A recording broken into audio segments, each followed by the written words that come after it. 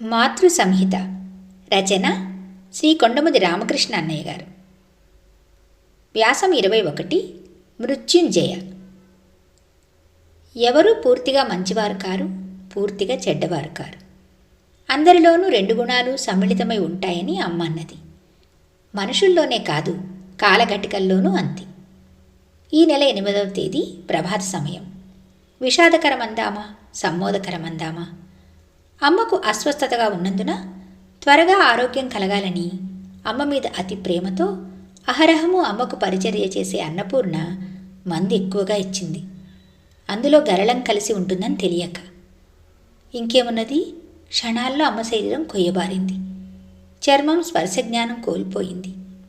లోపల తపన ఎక్కువయింది. అమ్మను చూచి అందరము భయవిభ్రాంతులమైనాం.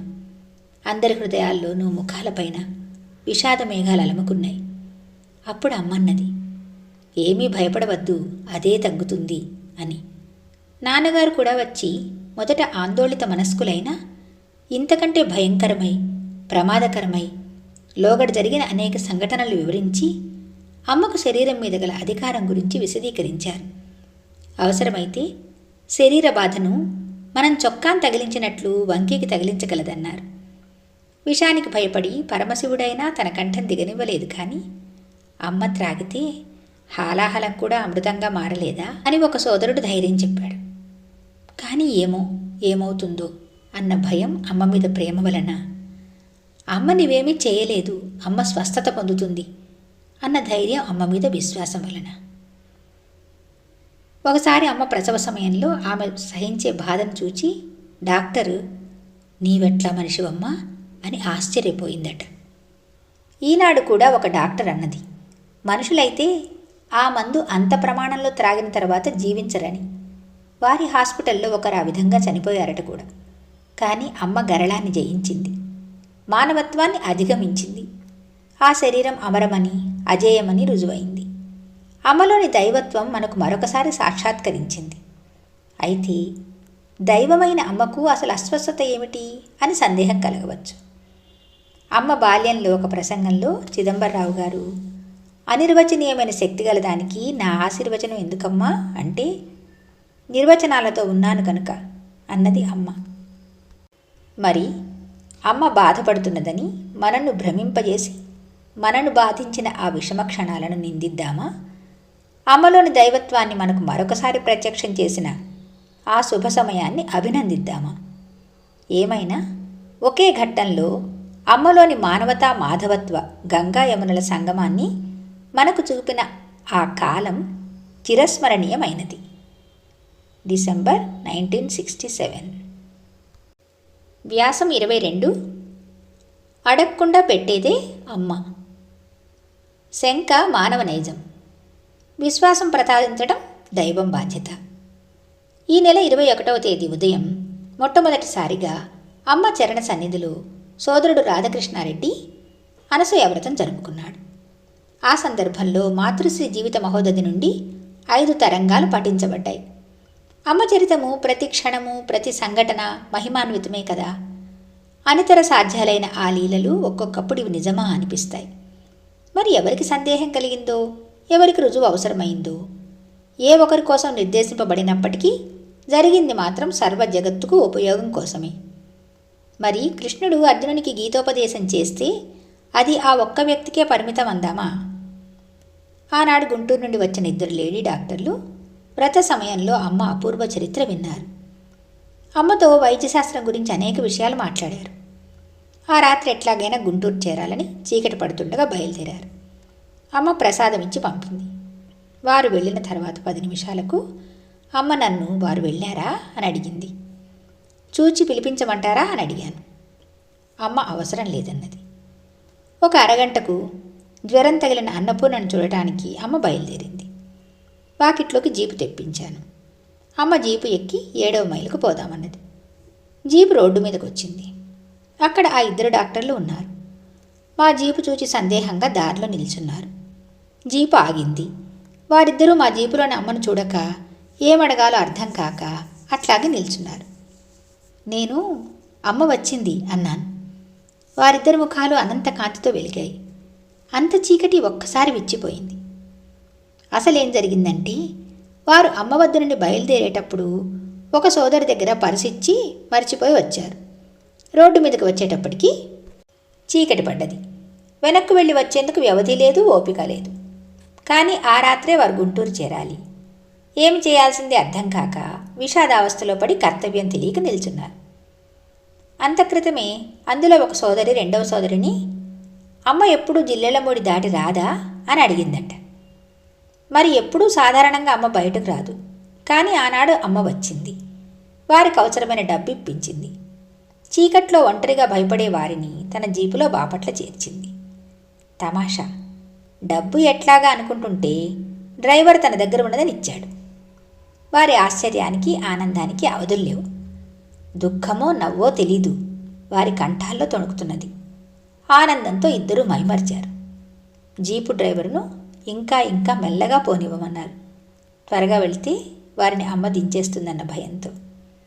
నాకు కూడా ఆశ్చర్యం వేసి భాగవతంలోని సిరికింజెప్పడు అన్న పద్యం గుర్తుకు వచ్చి అన్నాను, చూడు మీ ప్రార్థన విని అమ్మ ఎట్లా వచ్చిందో అని. కానీ ఆ సోదరి అన్నది, మాకిప్పుడు ఏం చేయాలా అన్న దిగులు తప్ప ప్రార్థన చేయాలి అన్న గుర్తు కూడా లేదన్నయ్యా అని. నిజమే, అమ్మలోని ప్రత్యేకత అదే కదా. మనం తనను కీర్తిస్తే గాని ప్రార్థిస్తే గాని సహాయం చేయటం లేదు.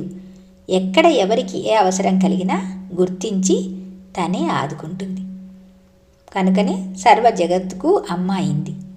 అందువలననే అడగనిదే అమ్మైనా పెట్టదన్న సామెతను ఖండించి అడగకుండా పెట్టేదే అమ్మ అని అపూర్వమైన నిర్వచనం చేసి అడుగడుగున ఆచరణలో రుజువుపరుస్తున్నది అమ్మ. జనవరి 1968. వ్యాసం 23. అమృతహస్తం. ఈ 12వ తేదీ సాయంకాలం అంతరాలయంలో అమ్మ పాద సన్నిధిన కూర్చొని ఉన్నాను.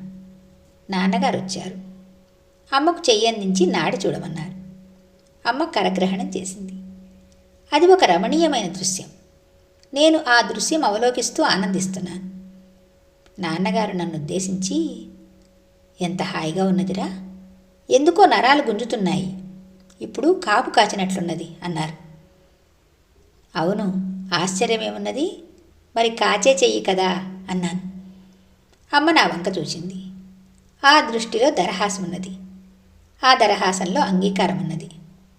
అవును, అగ్నికి వేడిమి, నీటికి చల్లదనము ఎంత సహజమో ఆ చేతికి కాపు అంత సహజం.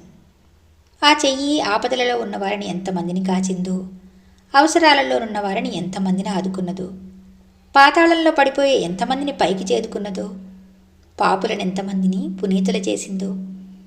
ఆ చెయ్యి ఎంత అందంగా ఉంటుంది. కానీ ఆ చేతిని పద్మంతో పోల్చటం ఎట్లా? ఏ పువ్వులో ఆ మమతానుబంధం ఉన్నది? ఆ చెయ్యి ఎంతో మృదువుగా ఉంటుంది. కానీ ఆ చేతిని నవనీతంతో పోల్చటం ఎట్లా? వెన్నకి ఆ అనురాగ పరిమళం ఎక్కడిది? ఆ కరస్పర్శలో ఎందరో ఆరోగ్యవంతులైనారు, ఎందరో పునర్జీవులైనారు. ఆ కరచాలనంలో ఎందరో క్రొత్త పిలుపు విన్నారు, ఎందరో మంచి దారులకు మళ్ళారు. ఆ కరకంకణ నిక్వాణాల్లో ఎందరో ఆశా సందేశం ఆలకించారు, ఎన్నో సందేహాల నివృత్తి చేసుకున్నారు. ఆ చేతిలో సంజీవని ఉన్నది. ఆ చేతిలో చింతామణి ఉన్నది. ఆ చేతిలో అమృత కలశం ఉన్నది. ఆ చేతిలో అభయముద్ర ఉన్నది. అనంతకోటి జీవుల అద్భుత జీవిత చరిత్రల రచనలకు ఆధారమైన అనుపమ లేఖిని ఆ చేతిలో ఉన్నది. ఫిబ్రవరి 1968. వ్యాసం 24. విశ్వంభర. అమ్మను దర్శించడానికి రోజు దేశం నలుమూలల నుండి అనేకులు వస్తారు. అమ్మలోని శక్తిని తెలుసుకున్న వారెవరూ అమ్మను దర్శించడంతో తృప్తిపడరు.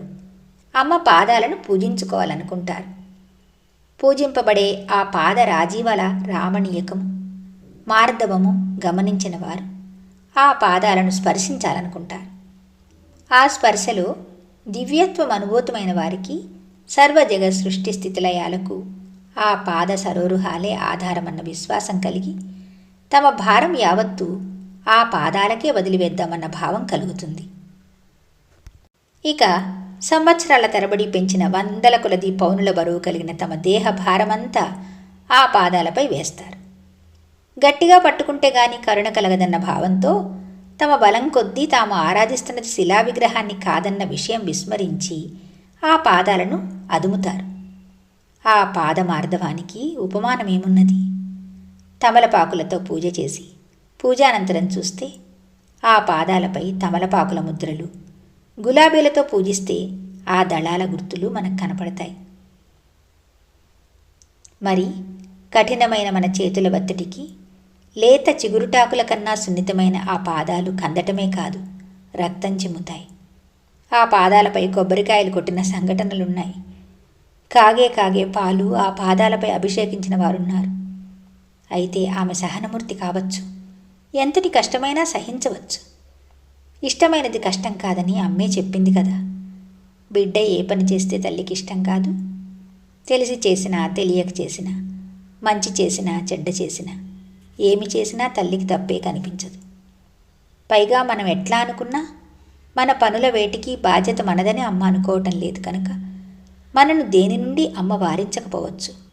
కానీ ఆ మృదు శరీరాన్ని బాధ పెట్టడం చూచేవారికి హింసయే అవుతుంది. సహించలేనిదే కదా హింస. పైగా కొందరు కుంకుమతో పాదపూజ చేసుకోవాలనుకుంటారు. కుంకుమ రసాయనిక ద్రవ్యాలతో తయారు చేయబడుతుంది.